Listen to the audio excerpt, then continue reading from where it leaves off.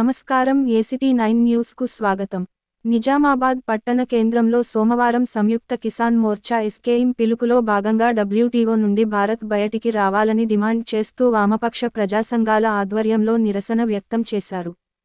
ఇదే క్రమంలో పట్టణ కేంద్రంలోని గాంధీ చౌక్ నుండి ఎన్టీఆర్ చౌరస్తా వరకు నాయకులు బైక్ ర్యాలీ నిర్వహించారు. అనంతరం నాయకులు మాట్లాడుతూ వరల్డ్ ట్రేడ్ ఆర్గనైజేషన్ డబ్ల్యూటీఓ నుండి భారత్ బయటికి రావాలని డిమాండ్ చేశారు. నేడు అబుదాబిలో డబ్ల్యూటీఓ సదస్సు ప్రారంభం కానున్న నేపథ్యంలో దేశవ్యాప్తంగా క్విట్ ఇండియా డేగా పాటిస్తున్నామని అన్నారు. రైతులకు మినిమం సపోర్ట్ ప్రైస్ ఎంఎస్పీ మంజూరు చేయకుండా భారత ప్రభుత్వాన్ని బలవంతం చేయడంతో పాటు సబ్సిడీల ప్రయోజనాలకు నేరుగా బదిలీ చేయాలని వాదించడం ద్వారా పీడీఎస్ను ఉపసంహరించుకోవాలని డబ్ల్యూటీఓ ఒత్తిడి చేస్తోందని ఆరోపించారు. ఈ రెండు ప్రతిపాదనల వల్ల రైతులు, పేద ప్రజలు, ఆహార భద్రతతో పాటు దేశ సార్వభౌమత్వానికి ప్రమాదకరమని హెచ్చరించారు. ఢిల్లీ సరిహద్దుల్లో ఆందోళన చేస్తున్న రైతుల ట్రాక్టర్లను పోలీసులు దగ్ధం చేసి దాడులకు పాల్పడుతున్నారని విమర్శించారు.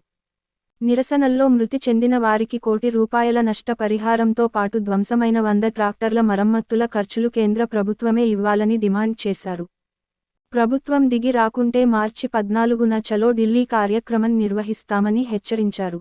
ఈ కార్యక్రమంలో ఎస్కేఎం నాయకులు తెలంగాణ రైతు సంఘం జిల్లా ప్రధాన కార్యదర్శి వెంకటేష్, ఏఐకేఎంఎస్ జిల్లా కార్యదర్శి వేల్పూర్ భూమయ్య, తెలంగాణ వ్యవసాయ కార్మిక సంఘం జిల్లా ప్రధాన కార్యదర్శి పెద్ద వెంకటరాములు, ఏఐకేఎంఎస్ జిల్లా నాయకులు భాస్కర్, తెలంగాణ సంఘం జిల్లా అధ్యక్షులు వేషాల గంగాధర్, తెలంగాణ రైతు సంఘం జిల్లా నాయకులు వడ్డెన్న సత్యనారాయణ, సాయరెడ్డి, ఏఐకేఎంఎస్ జిల్లా కార్యదర్శి, జిల్లా నాయకులు గోపాల్, శివకుమార్, గంగాధర్, శ్రీనివాస్ రెడ్డి తదితరులు పాల్గొన్నారు.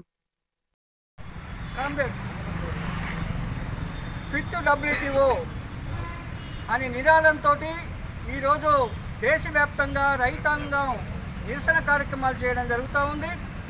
ప్రధానంగా డబ్ల్యూటీఓ సంస్థలో ఇండియా చేరిన నాటి నుంచి కూడా వ్యవసాయ రంగం మీద ఉన్నటువంటి అనేకమైనటువంటి సబ్సిడీని తగ్గించి ఈ రంగాన్ని తీవ్ర నిర్లక్ష్యానికి గురి చేశారు. అందుకే ఇలా నరేంద్ర మోడీ ప్రభుత్వం భారత వ్యవసాయ రంగాన్ని అంతటినీ కూడా బలిపీఠంపై నిలబెట్టి ఇలా రైతు వ్యతిరేక చర్యలు చేపడతా ఉంది.